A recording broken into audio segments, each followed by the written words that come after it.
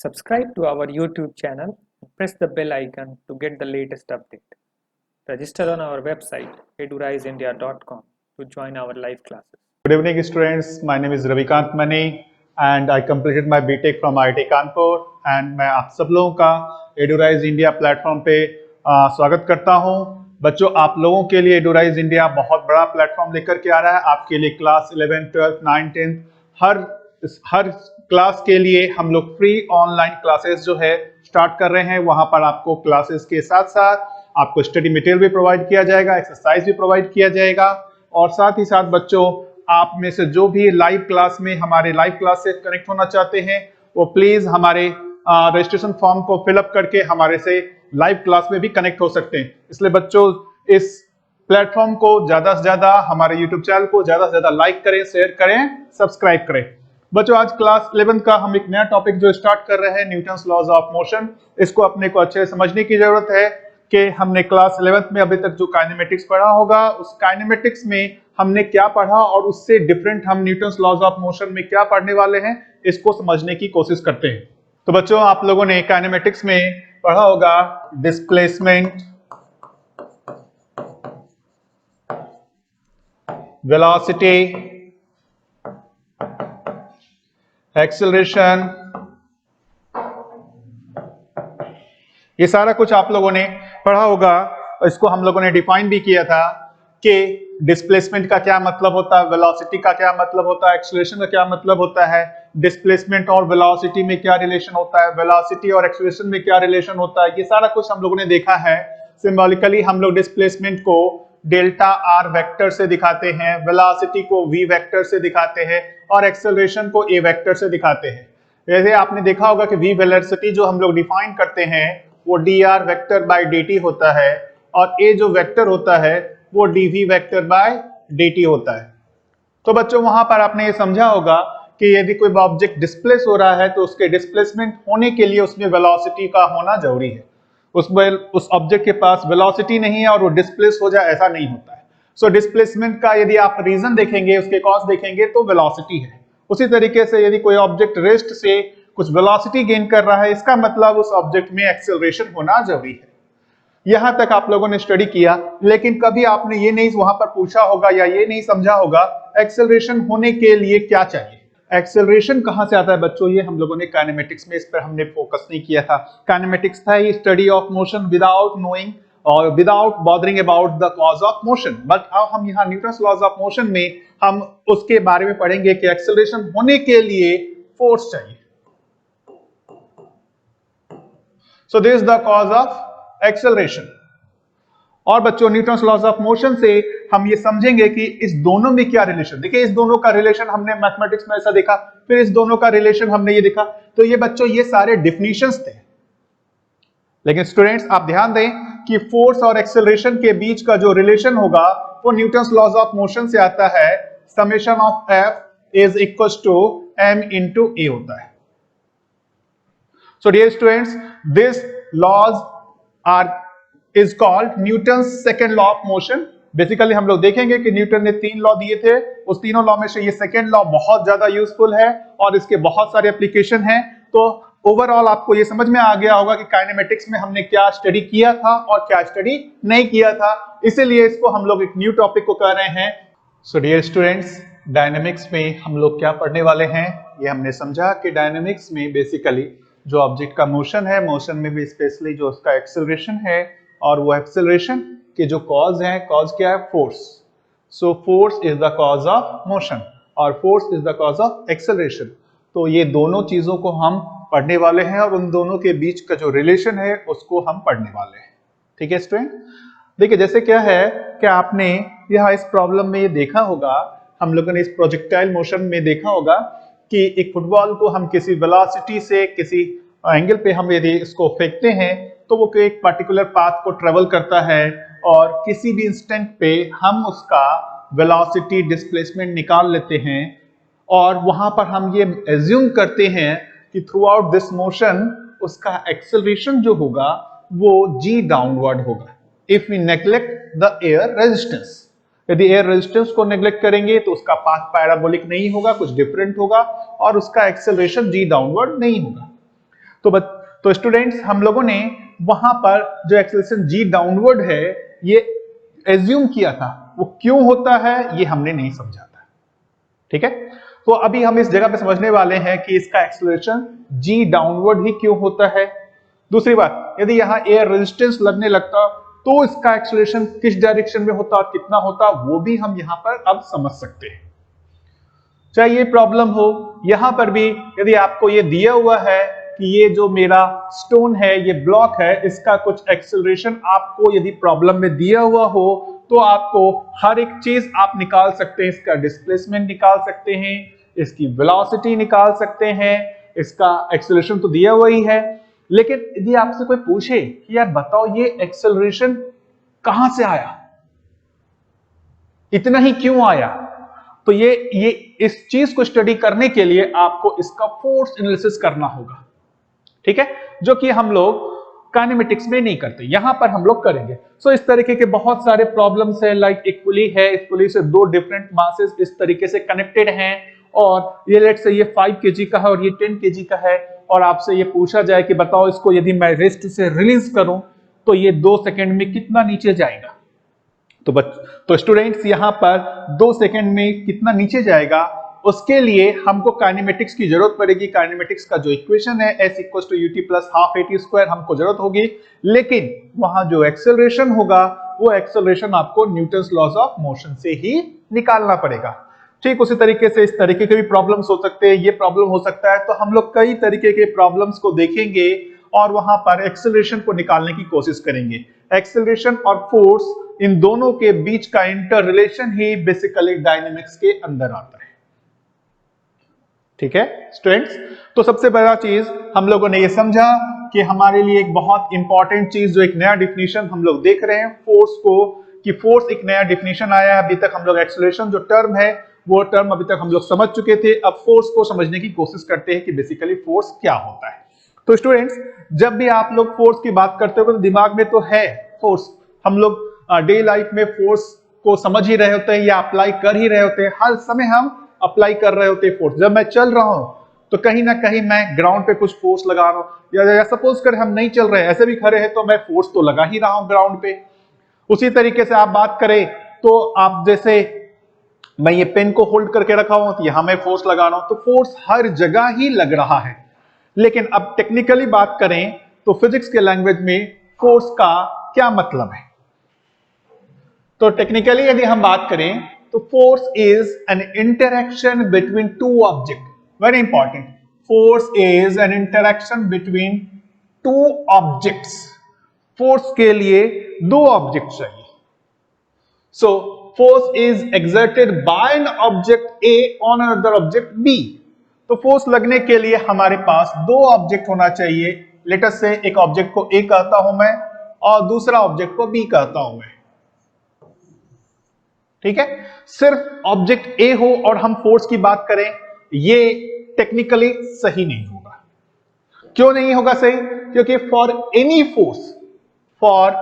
Force you may ask two questions. For any force, you may ask two questions. One is, who exerted this force?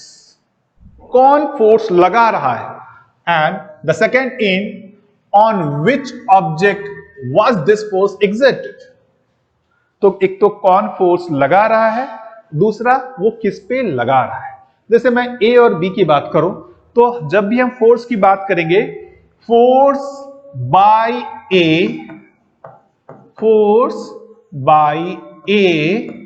on B, ऐसा हमको बताना पड़ेगा।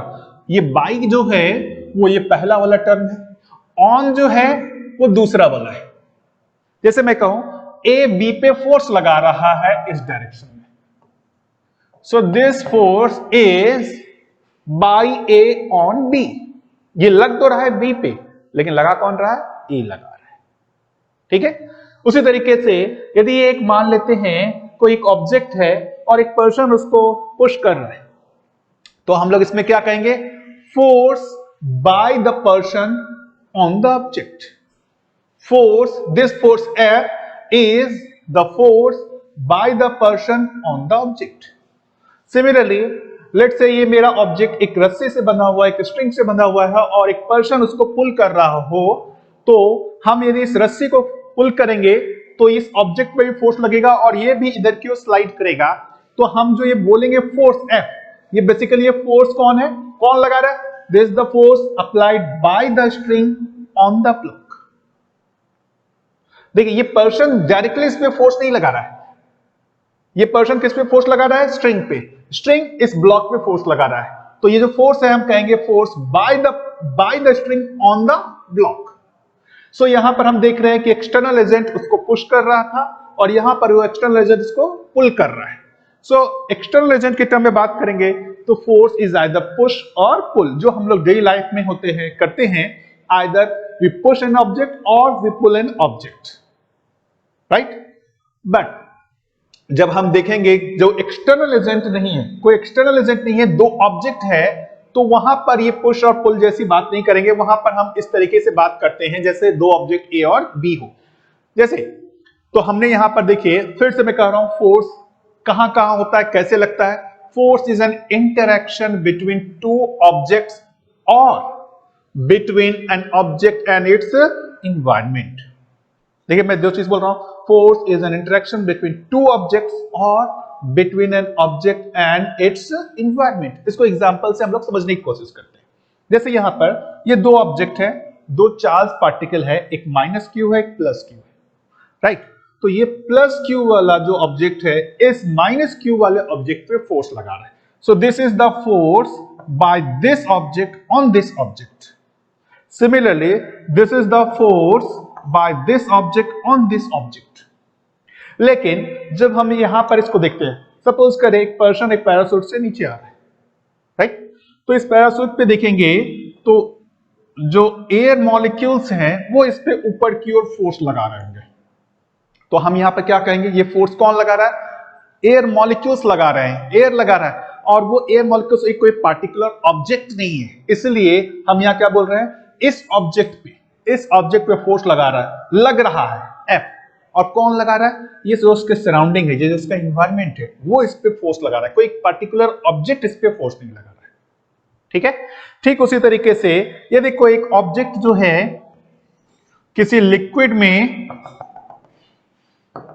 Move कर रहा हो, यदि किसी ऑब्जेक्ट में ये मूव कर रहा हो, तो यहां पर भी ये लिक्विड जो है इस ऑब्जेक्ट पे फोर्स लगाएगा इधर की। तो ये एक ऑब्जेक्ट हुआ, इस ऑब्जेक्ट पे फोर्स कौन लगा रहा है? इसका एनवायरनमेंट, इसका सराउंडिंग कौन हुआ? ये लिक्विड हुआ।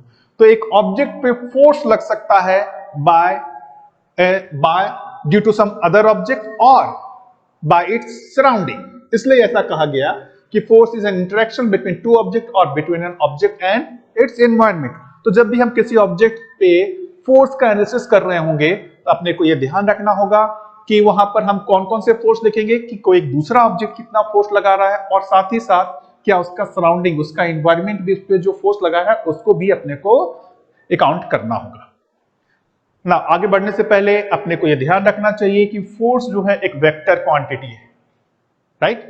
आपने वेक्टर के बारे में पहले पढ़ा ही होगा कि दो तरह के क्वांटिटी होते हैं, एक वेक्टर होता है, एक स्केलर होता है। स्केलर के पास सिर्फ मैग्नीट्यूड होता है, डायरेक्शन नहीं होता है। वेक्टर के पास मैग्नीट्यूड और डायरेक्शन दोनों ही होता है। साथ ही साथ स्केलर जो होता है वो जो ऐड होता है वो अलजेब्रिकली ऐड होता है, बट वेक्टर अलजेब्रिकली ऐड नहीं होता है। वेक्टर एडिशन का अपना एक अलग ही रूल है जिसको आप लोगों ने पढ़ा होगा, either triangle law of vector addition और parallelogram law of vector addition और एनालिटिकल मेथड आपने पढ़ा होगा। तो बच्चों ये जो वेक्टर है वो ये जो फोर्स है वो वेक्टर क्वांटिटी है, और ये फोर्स भी जो ऐड होगा वो वेक्टर के जैसा ही ऐड होगा। हम यहां पर इसको स्केलर के जैसा ऐड नहीं कर सकते। तो फोर्स वेक्टर हुआ, इसका मैग्नीट्यूड है, इसके डायरेक्शन है, और जो ये ऐड होगा वो वेक्टर की तरह होगा। और आगे बढ़ने से पहले हम लोग इसके यूनिट को समझ लेते हैं कि हम लोग कौन कौन सा यूनिट यूज करेंगे फोर्स के लिए। तो स्टूडेंट्स, आप लोगों को ये थोड़ा सा ध्यान है कि किसी भी क्वांटिटी का हम लोग यूनिट कैसे निकालते हैं। तो मैं थोड़ा सा बेसिक बता देता हूं कि लेट्स से यदि आपको वेलोसिटी का यूनिट निकालना हो तो कैसे निकालते हैं। वेलोसिटी क्या होता है? डिस्प्लेसमेंट अपॉन टाइम या फिर dx बाई dt ऐसा कहते हैं।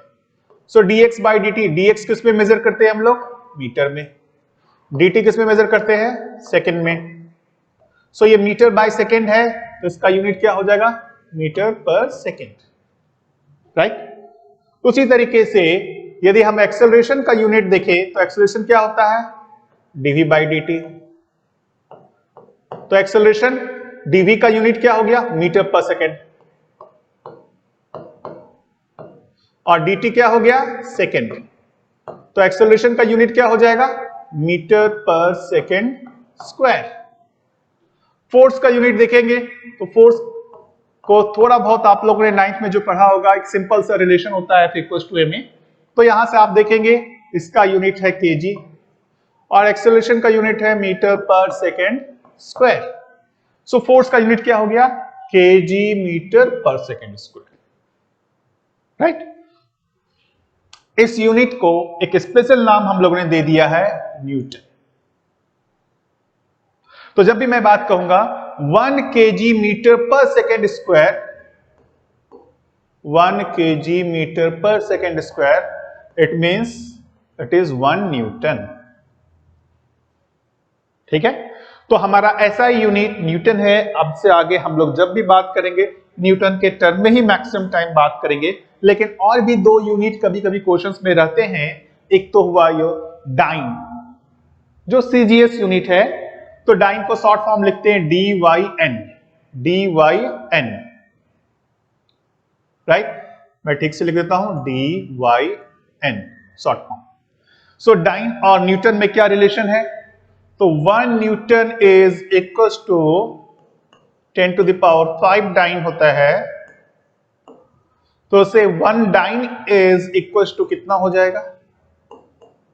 10⁻⁻5 न्यूटन, ठीक है। तो ये आपने को याद रखना चाहिए कि यदि कहीं पर मान लेते हैं ऐसा हमारे को दे दिया गया, ये मेरा ऑब्जेक्ट है और इस पे दे दिया गया 40 डाइन का फोर्स लग रहा है, दैट मींस कितना फोर्स लग रहा है स्टूडेंट्स? 40 इंटू 10⁻⁻5 न्यूटन का फोर्स लग रहा है। क्योंकि हम लोग जब भी क्वेश्चन सॉल्व करते हैं उसको एसआई यूनिट में ही सॉल्व करते हैं। तो यदि हमारा किसी डिफरेंट यूनिट में दिया हुआ है तो उसको हम लोग एसआई यूनिट में कन्वर्ट कर लेते हैं।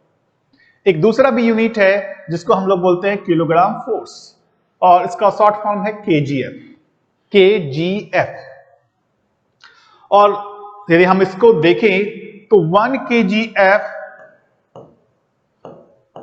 और न्यूटन के बीच क्या रिलेशन होता है? अप्रोक्सीमेटली हम लोग बोल सकते हैं 9.8 newton. 1 kilogram force is equal to 9.8 newton.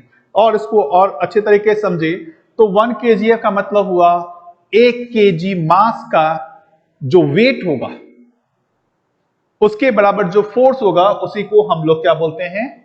1 kgf बोलते हैं। तो 1 kgf is simply means 9.8 Newton, right.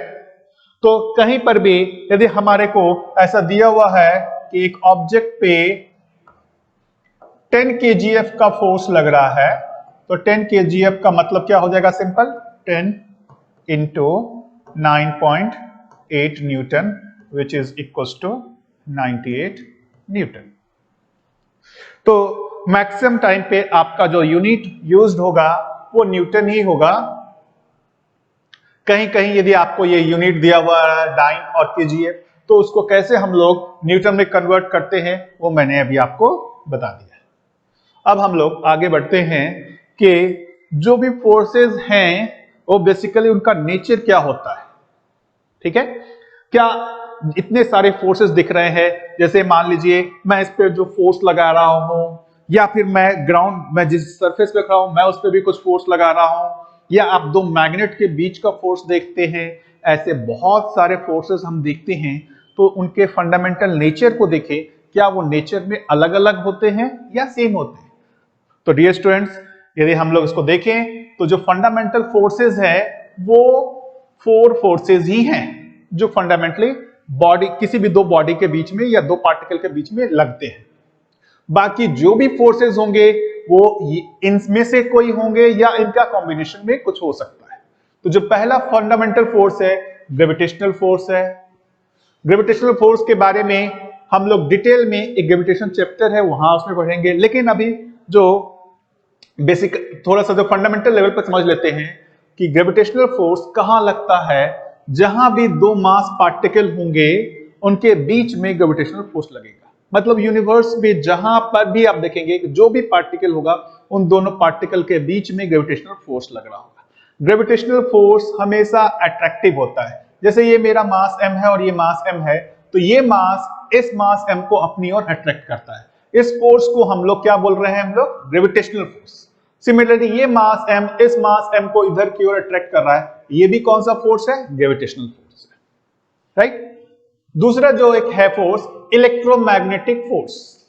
तो इलेक्ट्रोमैग्नेटिक फोर्स कहां लगता है, दो चार्ज पार्टिकल के बीच में लगता है। यहां पर देखेंगे कि एक चार्ज पार्टिकल है -q और दूसरा चार्ज पार्टिकल है +q। तो ये जो चार्ज पार्टिकल इस चार्ज पार्टिकल पे फोर्स लगा रहा है उसको हम लोग इलेक्ट्रोस्टैटिक फोर्स बोलते हैं। उसी तरीके से यदि किसी वायर में करंट फ्लो हो रहा हो और उसके पास कोई एक चार्ज पार्टिकल रख दिया जाए तो इस चार्ज पार्टिकल पे भी फोर्स लगता है। यदि इसमें कुछ वेलोसिटी है तो लेट अस से इसमें कुछ वेलोसिटी है, राइट, तो इस चार्ज पार्टिकल पे भी फोर्स लगेगा ड्यू टू दिस वायर। तो ये जो फोर्स है उसको हम लोग मैग्नेटिक फोर्स बोलते हैं, ठीक है। इस दोनों ही फोर्स को कंबाइंडली हम लोग इलेक्ट्रोमैग्नेटिक फोर्स बोलते हैं। आइदर इलेक्ट्रोस्टैटिक और मैग्नेटिक फोर्स हो या उनका कॉम्बिनेशन हो तो उसको हम लोग इलेक्ट्रोमैग्नेटिक फोर्स बोलते हैं। आपने केमिस्ट्री में पढ़ा होगा कि ये सारे जो फोर्सेस होते हैं, जैसे इलेक्ट्रॉन जो है वो न्यूक्लियस के चारों तरफ जो घूम रहा है वहां भी कौन सा फोर्स लग रहा है, इलेक्ट्रोमैग्नेटिक फोर्स लग रहा है। दो एटम्स के बीच जो फोर्स लग रहा है वहां भी इलेक्ट्रोमैग्नेटिक फोर्स है। वहां पर आप देखते हैं वेंडरवाल फोर्स और ये सारी फोर्सेस की बात करते हैं, वो सारे के सारे फंडामेंटली उनका नेचर क्या है, इलेक्ट्रोमैग्नेटिक है। इसके साथ साथ दो और फंडामेंटल फोर्सेस जो लगते हैं, एक है स्ट्रॉन्ग न्यूक्लियर फोर्स और दूसरा है week nuclear force. Strong nuclear force की हम यदि बात करें तो जब न्यूक्लियस है, यदि आपने किसी भी एटम का देखा होगा न्यूक्लियस, तो उस न्यूक्लियस में आपके न्यूट्रॉन भी होते हैं और प्रोटॉन भी होते हैं। प्रोटॉन पॉजिटिवली चार्ज होता है और न्यूट्रॉन न्यूट्रल होता है। तो आपको यदि ध्यान हो कि जो न्यूक्लियस का साइज होता है वो 10⁻⁻14 मीटर के ऑर्डर का होता है। उस उतने स्मॉल वॉल्यूम में ये जो पॉजिटिव चार्ज जो है वो स्मॉल वॉल्यूम में एक साथ हैं, वहां पर ह्यूज इलेक्ट्रोस्टैटिक रिपल्सन लग रहा होगा। उसके बावजूद जो है ये न्यूक्लियस कैसे स्टेबल बना हुआ रहता है, तो उसका रीजन क्या है students, due to strong nuclear force. Strong nuclear force है जो वो न्यूक्लियस को बाइंड करके रखा हुआ है ना। तो स्ट्रॉन्ग न्यूक्लियर फोर्स जो हमेशा अट्रैक्टिव होता है। तो दो चीज है, strong nuclear force is always attractive and it acts between proton and proton, proton and neutron and neutron and neutron। इन तीनों के बीच में ही लग रहा होता है। प्रोटॉन प्रोटॉन के बीच में भी लगता है, प्रोटॉन न्यूट्रॉन के बीच में भी लगता है और न्यूट्रॉन न्यूट्रॉन के बीच में भी लग रहा होता है। और यही फोर्स जो है वो इलेक्ट्रोस्टैटिक रिपल्सन को ओवरकम करके इस न्यूक्लियस को स्टेबल बना करके रखता है। एक चौथा जो फोर्स है जिसको हम लोग कह रहे हैं वीक न्यूक्लियर फोर्स। ये वीक न्यूक्लियर फोर्स वो भी न्यूक्लियस में ही लग रहा होता है। न्यूक्लियस के जो कंस्टिट्यूएंट पार्टिकल्स हैं उनके बीच ही लग रहा होता है, लेकिन ये ऑलवेज एक्ट नहीं करता। वो सिर्फ और सिर्फ लगता है बीटा डीके प्रोसेस के समय। तो ये बीटा डीके प्रोसेस क्या है और ये स्ट्रॉन्ग न्यूक्लियर फोर्स और वीक न्यूक्लियर फोर्स, इसके डिटेल में हम लोग अभी नहीं रहेंगे, अभी नहीं पढ़ने वाले हम लोग। इसके डिटेल में क्लास 12th में जब हमारा मॉडर्न फिजिक्स पढ़ाई होगा, उस मॉडर्न फिजिक्स में हम लोग जब हम न्यूक्लियस के एक चैप्टर आएगा उस चैप्टर में हम इसके बारे में काफी डिटेल में पढ़ेंगे। लेकिन जो स्टूडेंट्स इंटरेस्टेड हैं वो चाहे तो इस लिंक पे जा करके उस स्ट्रॉन्ग न्यूक्लियर फोर्स और वीक न्यूक्लियर फोर्स के बारे में और डिटेल में पढ़ सकते हैं। लेकिन हम एक स्मॉल कंपैरिजन इन चारों फोर्सेस का जरूर देखेंगे। तो ध्यान रखना स्टूडेंट्स, फंडामेंटली जहां भी फोर्सेस की बात होगी तो वो फोर्स उसको आप नाम कुछ भी दें, नॉर्मल फोर्स नाम दें, टेंशन फोर्स नाम दें, फ्रिक्शन फोर्स नाम दें, फंडामेंटली वो इन चारों में से ही कोई एक होगा। और मैकेनिक्स के लैंग्वेज में कहेंगे तो ये दोनों तो हमारे लिए अभी इंपॉर्टेंट है ही नहीं। सो वो क्या होगा, ग्रेविटेशनल या इलेक्ट्रोमैग्नेटिक ही होगा। ग्रेविटेशनल फोर्स को भी आपने देखा ही है कि वो दो मास पार्टिकल के बीच में लगता है। इसके अलावा और जो भी फोर्सेस होंगे वो सब के सब इलेक्ट्रोमैग्नेटिक फोर्स होंगे। ठीक है, तो थोड़ा सा हम लोग इन चारों फोर्सेस को स्टडी कर लेते हैं कि ये किन किन के बीच लगता है, इनका रिलेटिव स्ट्रेंथ कितना होता है और इनका रेंज कितना होता है। ठीक है, तो थोड़ा इसको समझने की कोशिश करते हैं। ये मैंने एनसीईआरटी के बुक से ही लिया है और मैं आपको ये बता भी दूं कि आप लोगों के लिए बहुत अच्छा रहेगा कि यदि आप ये एनसीईआरटी सेक्शन 1.4 से पेज नंबर 6 to 10 यदि आप पढ़ लें, बहुत अच्छा रहेगा। क्योंकि जो भी चीजें हम पढ़ रहे हैं, जो समझ रहे हैं, मैं जो समझा रहा हूं, उसको एक बार आप यदि बुक से पढ़ेंगे तो आपका डेप्थ और ज्यादा अच्छा बनता है। तो ये दोनों ही चीजें अगर एनसीईआरटी बुक से आप पढ़ें और concept of physics SC Verma book से भी आप पेज नंबर 56 से 60 तक इसको पढ़ सकते हैं, जहां पर ये इन चारों फोर्सेस के बारे में और भी कुछ दिया हुआ है। तो आप यदि देखें तो ये रिलेटिव स्ट्रेंथ का ऑर्डर दिया हुआ है। स्ट्रॉन्ग न्यूक्लियर फोर्स का ऑर्डर यदि 1 है, यदि स्ट्रॉन्ग न्यूक्लियर फोर्स के मैग्नीट्यूड को हम यदि 1 माने तो इलेक्ट्रोमैग्नेटिक फोर्स जो है उसका जो ऑर्डर होगा वो 10⁻⁻² होगा, मतलब इससे 100 टाइम्स कम होगा। यदि वीक न्यूक्लियर फोर्स की बात करें तो स्ट्रॉन्ग न्यूक्लियर फोर्स से 10⁻13 टाइम्स कम होता है। और ग्रेविटेशनल फोर्स की बात करें तो वो स्ट्रॉन्ग न्यूक्लियर फोर्स के कंपैरिजन में 10⁻39 टाइम्स कम होता है। तो देखेंगे स्टूडेंट्स, तो स्ट्रॉन्ग न्यूक्लियर फोर्स के कंपैरिजन में ग्रेविटेशनल फोर्स बहुत ज्यादा वीक है। ठीक है, तो यदि हम इनका यदि एक सीक्वेंस में ले जाएं कि सबसे स्ट्रॉन्ग कौन सा होता है, strong nuclear force. Strong nuclear force वो सबसे स्ट्रॉन्ग है। उसके बाद इलेक्ट्रोमैग्नेटिक फोर्स,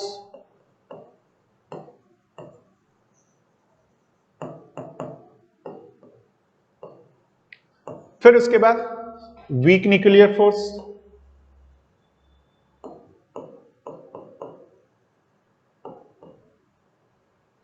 और फिर उसके बाद कौन सा आता है, ग्रेविटेशनल फोर्स।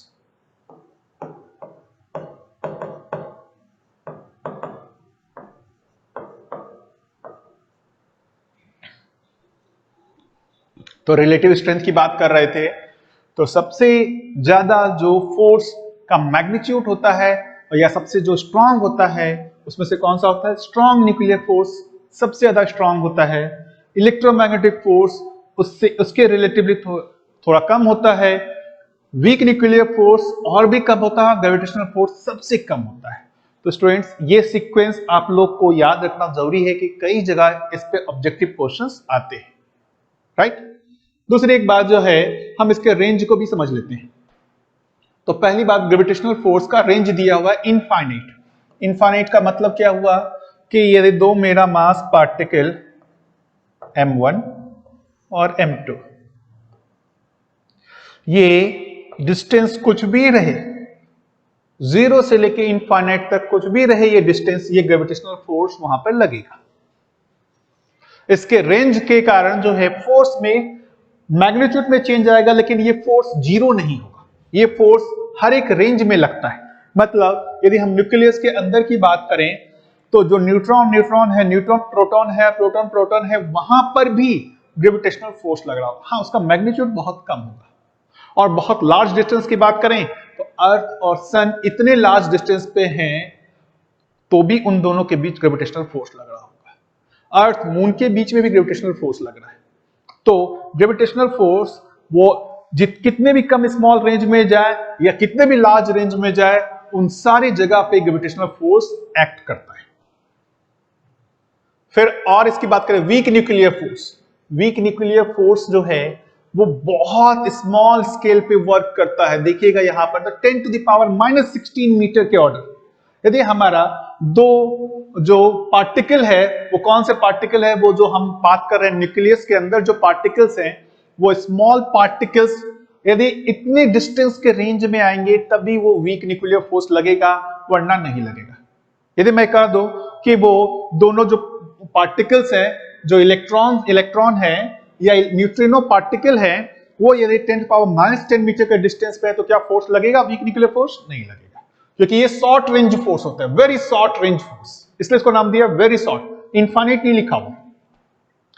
तीसरा इलेक्ट्रोमैग्नेटिक फोर्स, ये भी, इसका भी रेंज इनफाइनाइट होता है। मतलब क्या हुआ कि ये भी 0 से लेके इनफाइनाइट डिस्टेंस तक कुछ भी रहे ये फोर्स लगेगा। जैसे दो चार्ज पार्टिकल हैं Q1 और Q2, इनके बीच का डिस्टेंस 0 हो या वेरी लार्ज इनफाइनाइट हो, इनफाइनाइट एक्चुअली कोई बटे वेरी लार्ज हो, तो भी ये फोर्स लगेगा। हाँ, इसका मैग्नीट्यूड डिफर कर सकता है, लेकिन ये फोर्स एक्ट करता है, इसलिए यहां पर रखा गया इसको इनफाइनाइट फोर्स। उसी तरीके से स्ट्रॉन्ग न्यूक्लियर फोर्स की बात करेंगे तो स्ट्रॉन्ग न्यूक्लियर फोर्स भी बहुत शॉर्ट रेंज में वर्क करता है, 10⁻⁻15 मीटर के ऑर्डर में ही वर्क करता है। जैसे आप देखेंगे न्यूट्रॉन प्रोटॉन के बीच में, तो न्यूट्रॉन प्रोटॉन जो है, या न्यूट्रॉन न्यूट्रॉन या प्रोटॉन प्रोटॉन, इस स्मॉल रेंज में आएंगे तभी वो स्ट्रॉन्ग न्यूक्लियर फोर्स लगेगा।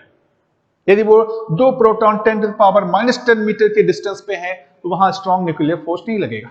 हाँ, वहां पर ग्रेविटेशनल फोर्स लगेगा, इलेक्ट्रोमैग्नेटिक फोर्स लगेगा, लेकिन स्ट्रॉन्ग न्यूक्लियर फोर्स और वीक न्यूक्लियर फोर्स नहीं लगेगा। फिर एक जो लास्ट है, ऑपरेट्स एमंग, कहां पर लगता है, किन दो ऑब्जेक्ट के बीच में लगता है? तो ग्रेविटेशनल फोर्स की बात देखेंगे तो all objects in the universe, तो यूनिवर्स में जितने भी ऑब्जेक्ट हैं उनका मास है तो ग्रेविटेशनल फोर्स लगेगा। इसकी बात करें weak nuclear force, some elementary particles, particular electron and neutrino. तो जो अब बात करेंगे यहां पर एक देखिए, एक नया तरीके का पार्टिकल आ गया है, न्यूट्रिनो, जिसके बारे में अभी आपने सुना भी नहीं होगा। इलेक्ट्रॉन, प्रोटॉन, न्यूट्रॉन तक सुना है, ये न्यूट्रिनो कौन सी चीज है? ठीक है, इसलिए हम इसके डिटेल में हम यहां पर नहीं जाएंगे। हाँ, जो स्टूडेंट इंटरेस्टेड होंगे, हम लोग वहां पर 12th क्लास में जो न्यूक्लियस चैप्टर होगा वहां पर हम समझेंगे न्यूट्रिनो पार्टिकल क्या होता है। अभी के लिए हम लोग इलेक्ट्रॉन, प्रोटॉन और न्यूट्रॉन को ही मान के चलते हैं, लेकिन ये इलेक्ट्रॉन न्यूट्रिनो के बीच में वो लग रहा होता है। वो बेसिकली एक बीटा डीके प्रोसेस होता है। बीटा डीके प्रोसेस में क्या होता है कि एक न्यूट्रॉन कन्वर्ट होता है एक प्रोटॉन में और एक इलेक्ट्रॉन में, और साथ ही साथ एक और पार्टिकल निकलता है जिसको हम लोग न्यूट्रिनो कहते हैं, है ना। तो ये सारी चीजें हम लोग वहां न्यूक्लियस में देखेंगे, यहां पर हम लोग इसके बारे में सोचने की, हम लोग को समझने की जरूरत नहीं है। उसी तरीके से इलेक्ट्रोमैग्नेटिक फोर्स कहां लगता है? चार्ज पार्टिकल्स के बीच में। कैसे लगेगा? जैसे एक प्रोटॉन प्रोटॉन के बीच में लगेगा, एक इलेक्ट्रॉन दूसरे इलेक्ट्रॉन के बीच में लगेगा, इलेक्ट्रॉन प्रोटॉन के बीच में लगेगा, लेकिन न्यूट्रॉन न्यूट्रॉन के बीच में नहीं लगेगा। दोनों को चार्ज होना जरूरी है। इलेक्ट्रॉन न्यूट्रॉन के बीच में भी नहीं लगेगा, प्रोटॉन न्यूट्रॉन के बीच में भी नहीं लगेगा, लेकिन electron electron, electron proton and proton proton के बीच में लगेगा। तो इलेक्ट्रोमैग्नेटिक फोर्स लगने के लिए दोनों पार्टिकल का पास चार्ज होना जरूरी है। उसी तरीके से स्ट्रॉन्ग न्यूक्लियर फोर्स देखेंगे तो वो न्यूक्लियॉन्स, न्यूक्लियॉन्स किसको कहते हैं? न्यूक्लियॉन्स जो है वो कंबाइंड, न्यूट्रॉन और प्रोटॉन को कंबाइंड वे में हम न्यूक्लियॉन्स कहते हैं। न्यूक्लियॉन्स को सिंपल इस तरीके से कह सकते हैं, न्यूक्लियस में जो कुछ भी है वो सारे न्यूक्लियॉन्स है ना। जैसे हम लोग बोलते हैं आईआईटीएन, तो जो भी आईआईटी में पढ़ रहे हैं वो आईआईटीएन होंगे। अब स्ट्रॉन्ग न्यूक्लियर फोर्स की बात करें तो स्ट्रॉन्ग न्यूक्लियर फोर्स कहां लगता है? वो देखिए लिखा हुआ है न्यूक्लियॉन्स। न्यूक्लियॉन्स का मतलब क्या हुआ? न्यूक्लियस में जो कुछ भी है उसको हम लोग न्यूक्लियॉन्स बोलते हैं। न्यूट्रॉन और प्रोटॉन को कंबाइंड वे में हम लोग न्यूक्लियॉन्स बोलते हैं। जैसे अपन बोलते हैं आईआईटीएन, जो भी आईआईटी से पढ़ा हुआ है या पढ़ रहा है उसको आईआईटीएन बोलते हैं। उसी तरीके से न्यूक्लियॉन्स की बात करें तो न्यूक्लियस में जो कुछ भी है सबको न्यूक्लियॉन्स बोलते हैं। तो जो न्यूक्लियॉन्स है मतलब आइदर न्यूट्रॉन न्यूट्रॉन और न्यूट्रॉन प्रोटॉन या प्रोटॉन और प्रोटॉन, ठीक है। लेकिन देखिए स्टूडेंट्स, अभी हम लोग मैकेनिक्स में जो पढ़ने वाले हैं वहां पर हमारे को स्ट्रॉन्ग न्यूक्लियर फोर्स और वीक न्यूक्लियर फोर्स के बारे में बॉदर करने की जरूरत नहीं है। हम लोग मेनली फोकस्ड रहेंगे gravitational force and electromagnetic force पे। आगे बढ़ते हैं तो यहां पर आप देखेंगे क्या लिखा हुआ है, types of forces on macroscopic objects. Macroscopic object का मतलब लार्ज स्केल में हम जब देखने जाएं, स्मॉल स्केल में देखेंगे तो फंडामेंटली उन चारों में से ही कुछ होगा, लेकिन लार्ज स्केल में जो अलग तरीके से फोर्सेस दिखते हैं उसको हम अलग अलग नाम देते हैं।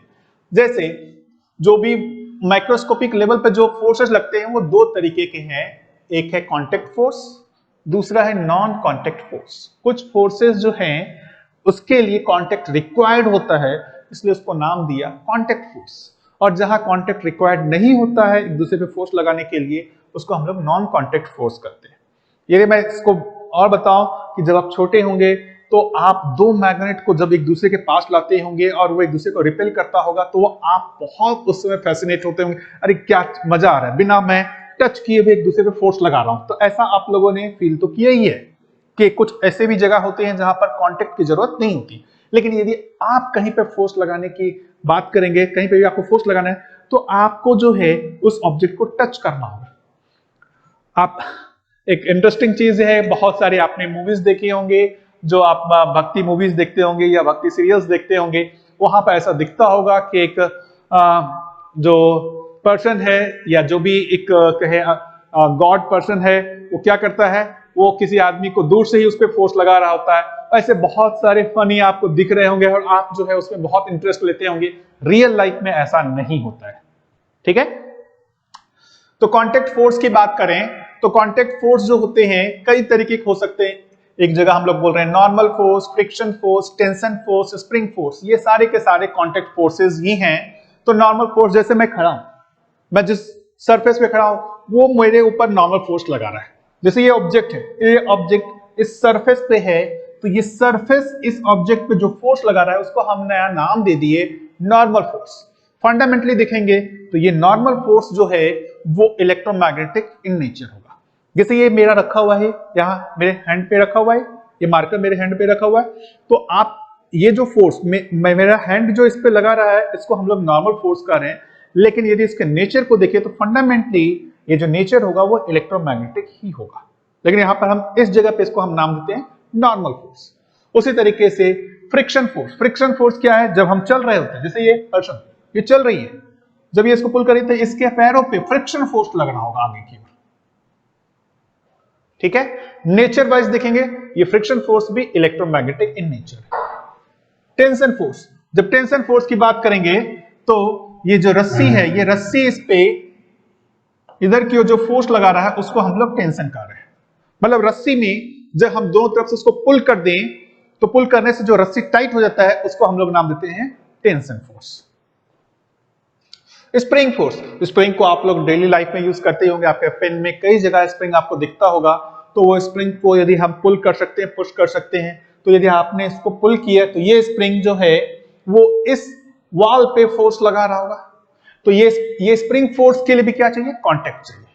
तो स्टूडेंट्स ये सारे जो फोर्सेस हैं, इन सारे फोर्सेस के लिए हमको कांटेक्ट की जरूरत है, बट कुछ और भी फोर्सेस हैं जहां कांटेक्ट की जरूरत नहीं है, उसको हम लोग नॉन कांटेक्ट फोर्स या फील्ड फोर्स या फोर्स एट ए डिस्टेंस भी कहते हैं। So these are the forces in which contact between two objects is not necessary, or these are long range forces that act even when the bodies are separated by a very large distance। तो इसके लिए contact की जरूरत नहीं है और ये large distance में भी लगते हैं। जैसे आप यहां देखेंगे तो आपका जो ग्रेविटेशनल फोर्स है, ये एक मास m, इस मास m पे जो फोर्स लगा रहा है, इस फोर्स के लिए कोई कांटेक्ट की जरूरत नहीं है। यहां पर कांटेक्ट की जरूरत थी, यहां भी कांटेक्ट चाहिए था, यहां भी कांटेक्ट चाहिए था, लेकिन यहां पर कोई कांटेक्ट की जरूरत नहीं है। उसी तरीके से जो आप इलेक्ट्रोस्टैटिक फोर्स की बात करें तो ये वाला जो चार्ज पार्टिकल, इस वाले चार्ज पार्टिकल पे जो फोर्स लगा रहा है, इसके लिए भी कांटेक्ट की जरूरत नहीं है, राइट।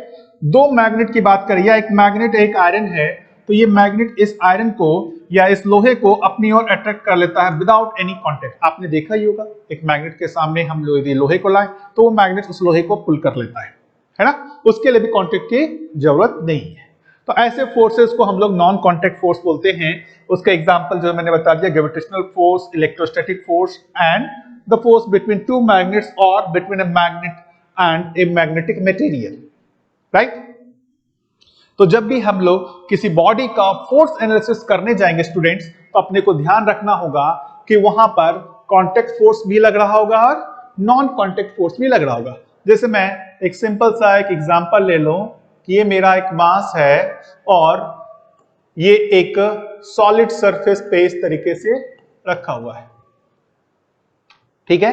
तो यहां पर इस मास m पे क्या क्या फोर्स लग रहा होगा, सिर्फ इस मास m की बात करें तो इस मास m पे क्या क्या फोर्स लग रहा होगा, यदि हम सिर्फ इसको देखने चाहें तो ये मास m पे दो फोर्स लग रहे होंगे। एक तो कांटेक्ट फोर्स लग रहा होगा, वो कौन सा कांटेक्ट है, तो ये मास m इस सरफेस के साथ कांटेक्ट में है, तो ये जो सरफेस है इस मास m पे जो ऊपर की ओर फोर्स लगा रहा होगा दैट इज कांटेक्ट फोर्स, जिसको हम लोग नॉर्मल फोर्स बोलते हैं। साथ ही साथ ये मास m जो है उस पे अर्थ भी अपना फोर्स लगा रहा होगा, और इस अर्थ जो फोर्स लगा रहा है उसके लिए कोई कांटेक्ट की जरूरत नहीं है, तो अर्थ जो फोर्स लगा रहा होगा उस पे नीचे की ओर ग्रेविटेशनल फोर्स, वो कैसा हो गया, नॉन कांटेक्ट है। तो इसको हम लोग बोल सकते हैं कि कांटेक्ट फोर्स, और ये फोर्स कौन सा है, नॉन कांटेक्ट फोर्स है। तो डियर स्टूडेंट्स, हमारे को जब भी किसी बॉडी का फोर्स एनालिसिस करना होगा तो अपने को ध्यान रखना होगा कि वो उस पे कांटेक्ट फोर्स भी लग रहा है, उसको भी देखना होगा, उस पे जो नॉन कांटेक्ट फोर्स लग रहा होगा उसको भी अपने को ध्यान में रखना होगा। अब ये जो बात करें, ये एनसीईआरटी की लाइन है, उसमें ये जो कहा गया है वही चीज को कि जितने भी फोर्सेस हैं, हम डिफरेंट केसेस में जो भी फोर्सेस देख रहे हैं वो fundamentally in different context, different forces occurring in different contexts actually arise from only a small number of fundamental forces, and these small number of fundamental forces कितने हैं, 4 fundamental forces हम देख चुके हैं, वो इन्हीं के ही कॉम्बिनेशन या इनमें से ही कोई एक फोर्स होता है। उसके बारे में बताया कि जो इलास्टिक स्प्रिंग है उसका जो फोर्स होता है it is due to net attraction repulsion between the nearing atoms of the spring when the spring is elongated or compressed. This net attraction repulsion can be traced to the unbalanced sum of elastic forces between the charged constituents of the atoms. In principle, this means that the laws of derived forces such as spring force, friction force are not independent of the laws of fundamental forces in nature. The origin of these derived forces is however very complex. तो ये जो forces है इसका जो origin है basically देखेंगे तो जो फंडामेंटल फोर्सेस हैं वही इसके फंडामेंटल ओरिजिन में है। सो स्टूडेंट्स, आज के लेक्चर में हम लोग यहीं पर रोकते हैं। नेक्स्ट लेक्चर में हम लोग न्यूटन्स लॉज ऑफ मोशन से स्टार्ट करेंगे, और आपको जहां तक पता होगा आपने 9th में ही पढ़ा होगा, न्यूटन ने 3 लॉ दिए, Newton's first law, Newton's second law, Newton's third law. So हम लोग बेसिकली स्टार्ट करेंगे न्यूटन्स फर्स्ट लॉ से। और एक चीज आपको और बताऊंगा स्टूडेंट्स कि आप ज्यादा से ज्यादा हमारे इस प्लेटफॉर्म को लाइक करें, शेयर करें, सब्सक्राइब करें, ताकि ज्यादा से ज्यादा स्टूडेंट्स जो हैं वो इससे फायदा उठा सके। स्टूडेंट्स, अभी के समय बहुत लोग बहुत ज्यादा कंफ्यूज हैं, बहुत सारे स्टूडेंट्स जो हैं हमारे इंस्टीट्यूट को, एडुराइज को फोन करके बार बार ये कह रहे हैं कि सर हमारे लिए कोई रास्ता है, कैसे हम लोग पढ़ाई करें, हम लोग को कंफ्यूजन हो रहा है। क्योंकि ये जो प्लेटफॉर्म है इस प्लेटफॉर्म पे कई सारे मटेरियल्स मिल रहे हैं, कई सारे वीडियोस हैं, लेकिन उसमें कोई अरेंजमेंट नहीं है, ना ही कोई असाइनमेंट है, कोई डिस्कशन नहीं है। तो स्टूडेंट्स, हमने आपके लिए बिल्कुल ऑफलाइन प्लेटफॉर्म के जैसी फैसिलिटी लाने का जो प्रयास किया है, उसमें आपके पास ये वीडियो लेक्चर्स होंगे। इस वीडियो लेक्चर्स के साथ साथ आपके पास लिंक में सप्लीमेंट्री स्टडी मटेरियल्स भी आपको दिया जाएगा, आपके पास एक्सरसाइज क्वेश्चंस भी दिए जाएंगे। जो भी स्टूडेंट्स उस क्वेश्चंस को सॉल्व करके हमारे साथ डिस्कशन करना चाहते हैं वो हमारे रजिस्ट्रेशन जो फॉर्म है उसको फिलअप करके हमारे लाइव क्लास में भी आकर के हमसे कनेक्ट हो सकते हैं। स्टूडेंट्स, आपको पूरी 11th की पढ़ाई और जो भी बच्चे 12th में हैं वो पूरी पढ़ाई हम कंप्लीटली फ्री देने वाले हैं। तो स्टूडेंट्स, ज्यादा से ज्यादा बच्चे इस प्लेटफॉर्म का फायदा ले सके, सो प्लीज इसको लाइक करें, शेयर करें, सब्सक्राइब करें। Thank you students, we will meet again in next lecture. Subscribe to our YouTube channel and press the bell icon to get the latest update. Register on our website eduriseindia.com to join our live classes.